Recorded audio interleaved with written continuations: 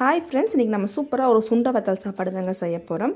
அதுக்கு வந்து பார்த்திங்கன்னா, நான் வந்து அரிசி வந்து 1.5 டம்ளர் எடுத்திருக்கேன். ஒரு சின்ன எலுமிச்சம்பழம் சைஸ் புளியை வந்து ஊற வச்சுக்கிறேங்க. அப்புறம் வந்து பார்த்திங்கன்னா, சுண்டை வத்தலையும் ஊற வச்சாச்சு. இப்போ தாளிக்கிறதுக்கு குக்கர் வச்சுட்டு எண்ணெய் ஊற்றிக்கலாம். எண்ணெய் நல்லா காய்ச்சதுக்கப்புறம் கடுகு, வெந்தயம், 2 வரமிளகா போட்டிருக்கேங்க. ஒரு 1/4 கிலோ அளவுக்கு சின்ன வெங்காயம் எடுத்திருக்கேன். அதையும் போட்டுட்டு ஒரு கொத்து கருவேப்பிலை எடுத்துருக்கேங்க. அதையும் போட்டு கொஞ்சம் நல்லா வணக்கிக்கலாங்க. அப்புறம் வந்து பார்த்திங்கன்னா, ஒரு 10-15 பல் பூண்டு எடுத்திருக்கேன்.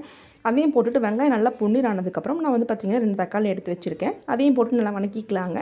இப்போ வந்து பார்த்திங்கன்னா இதில் அந்த சுண்டைக்காய் இருக்குல்ல, அது வந்து 2-3 டைம் நல்லா கழுவிட்டு அதையும் போட்டுட்டு, இல்லை இப்போ என்னென்ன தூள் வந்து போடுறேன்னு பார்த்தீங்கன்னா, மிளகாய்த்தூள், குழம்பு மிளகாய்த்தூள், அதுக்கப்புறம் மஞ்சத்தூள் போட்டுக்கிறேங்க. போட்டுட்டு நல்லா சுண்டைக்காய் வந்து பார்த்திங்கன்னா எண்ணெயிலே நல்லா வணக்கிக்கலாம்.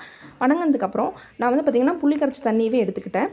நான் வந்து 1.5 டம்ளர் அரிசிக்கு 3 டம்ளர் தண்ணி ஊற்றுறேன். எனக்கு கொஞ்சம் குலைவாக வேணுங்கிறதுக்காக சாப்பாடு. இப்போ வந்து பார்த்திங்கன்னா லைட்டாக உப்பு போட்டுட்டு, தேவையான உப்பு போட்டுட்டு, சாப்பாட்டே போட்டுட்டு நம்ம வந்து நல்லா கிளறி விட்டுட்டு குக்கர் போட்டு மூடி வச்சிடலாங்க. லைட்டாக கொதி வரும்போது ஒரு 3 விசில் லைட்டாக எடுத்துகிட்டா சூப்பராக சுண்டக்காய் சாப்பாடு ரெடி ஆயிருங்க. இது வந்து எனக்கு தங்கச்சி தான் சொல்லி கொடுத்துருந்தா. எனக்கு வந்து அவள் எப்போ செஞ்சு கொடுத்தாலும் அப்போ இருந்து நானும் அடிக்கடி செய்ய ஆரம்பிச்சிட்டேன். ரொம்ப சூப்பராக இருக்குங்க. நீங்களும் செஞ்சு பாருங்கள். செஞ்சு பார்த்துட்டு எப்படி இருக்குன்னு கமெண்ட் பண்ணுங்கள். ஓகே ஃப்ரெண்ட்ஸ், இந்த வீடியோ பிடிச்சிருந்தா லைக் பண்ணி மறக்காமல் நம்ம சேனலை சப்ஸ்கிரைப் பண்ணிடுங்க.